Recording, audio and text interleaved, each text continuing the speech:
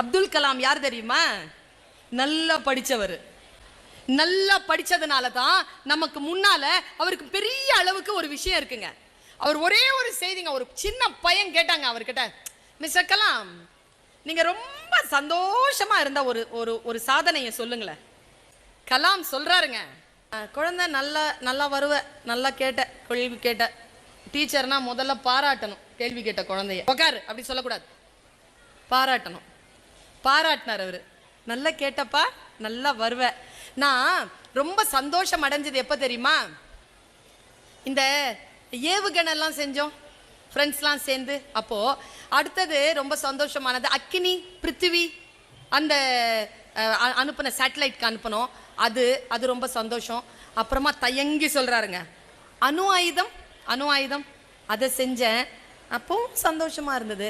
ஆனா இதெல்லாம் செஞ்சு முடிச்சுட்டு வீட்டில் வந்து உட்கார்ந்தேன். இதான் கலாம்.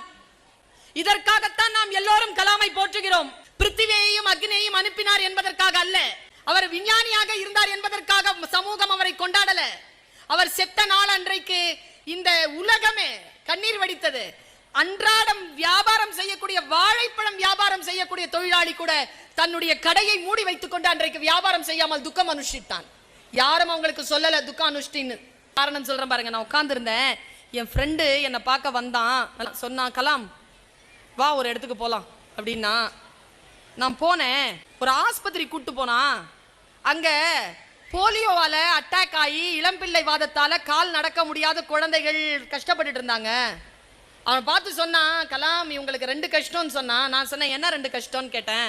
ஒன்று உங்களுக்கு கால் வராது, இன்னொன்று அந்த காலில் அந்த மெஷின் மாட்டிக்கிட்டு நடப்பாங்க. அந்த மெஷின் 3.5 கிலோ. நம்ம செருப்பே வந்து ஒரு 1/2 கிலோன்னா கூட நம்மளால நடக்க முடியாது. அந்த குழந்தைகளுக்கு காலே வராது, 3.5 கிலோ எடுத்துட்டு நடக்கணும். இதுக்கு ஏதாவது பண்ணு அப்படின்னா. நான் வீட்டில் வந்து உட்காந்து யோசித்தேன். ஏவுகணையை அனுப்பும் போது ஒரு மெட்டல் ஒன்று பண்ணணும். அந்த மெட்டல் வந்து ரொம்ப லைட் மெட்டலாக இருந்தால் தான் வேகமாக ரொம்ப தூரத்துக்கு போகும். அந்த லைட் மெட்டலை வந்து நான் கண்டுபிடிச்சிருந்தேன்.